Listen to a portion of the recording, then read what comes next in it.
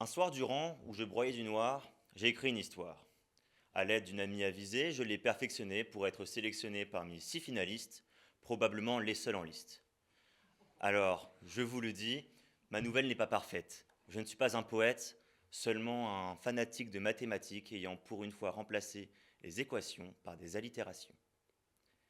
Hier, un enfant est né. Après avoir passé 9 mois dans un endroit merveilleux, sans problème ni crainte, sans tourmente ni manque, la nourriture à foison, avec la chaleur à disposition. Lorsqu'il ouvrit pour la première fois les yeux, il découvrit sa nouvelle demeure, un monde inégalitaire, rempli de guerre, de haine et de famine. Lui ne connut pas tout cela. En effet, le plus grand hasard du monde étant le lieu de naissance, le sien se trouve dans l'hémisphère nord. Ainsi, ses besoins furent comblés, son éducation assurée, son enfance gâtée, bien qu'il dût subir la saga Twilight et les boys band. Cet enfant fait partie de la génération 2000.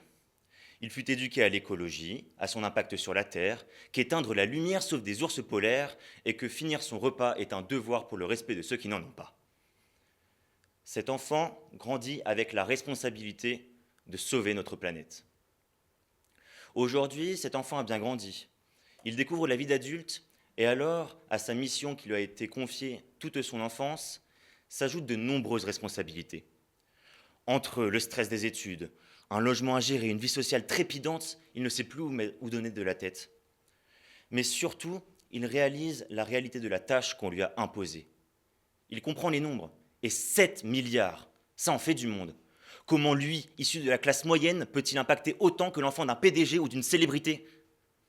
Il regarde la télévision et voit des journalistes évoquer des tempêtes, des incendies, des inondations partout dans le monde, puis montre des présidents expliquant à leurs citoyens que le changement climatique est un mensonge.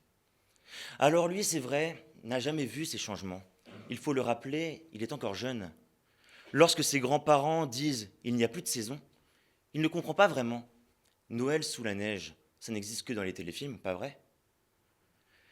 Il regarde les réseaux sociaux et découvre des influenceurs faire la promotion de Chine, Wish, AliExpress. Comment peut-il rivaliser? Il met alors de côté ses idéologies et commence sa vie d'érudit. Il passe à autre chose, fait la fête, commence à devenir l'opposé de ce qu'il devait être, commande sur Internet des objets futiles venus d'on ne sait quelle usine, voyage au moins cher à l'aide de compagnies low cost. Ses valeurs se sont envolées. Il vit sans aucune limite. Un matin, après une longue soirée dont seuls les étudiants ont le secret, il rentre chez lui accompagné d'un ami que certains connaissent ici.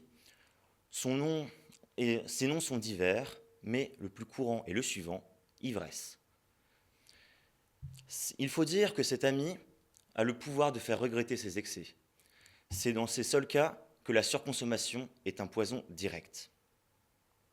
Ainsi, durant sa balade douloureuse de pensée, quelqu'un le bouscule.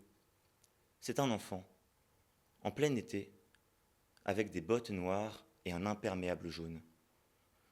Notre jeune adulte réalise alors qu'il est en train de faire ce que la génération d'hier lui a fait, reporter le problème de la pollution et confier cette lourde tâche à ce jeune enfant. Demain, notre jeune adulte deviendra grand. Les études finies, il changera drastiquement. Fini la vie de bohème, il travaillera dur pour changer les mentalités. À lui seul, il l'a compris, il ne pourra pas changer le monde. Mais l'histoire l'a montré, c'est en communauté que tout peut arriver.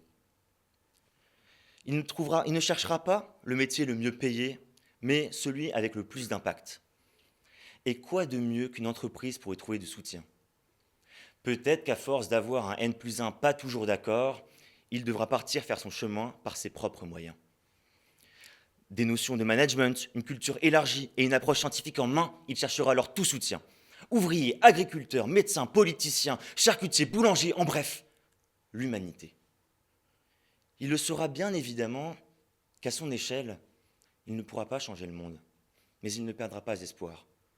Pas encore une fois, car il a maintenant sur le dos le poids de la responsabilité de protéger la génération d'après. Peut-être qu'il échouera, seul l'avenir le dira. Une chose est sûre, au moins, il aura tout tenté.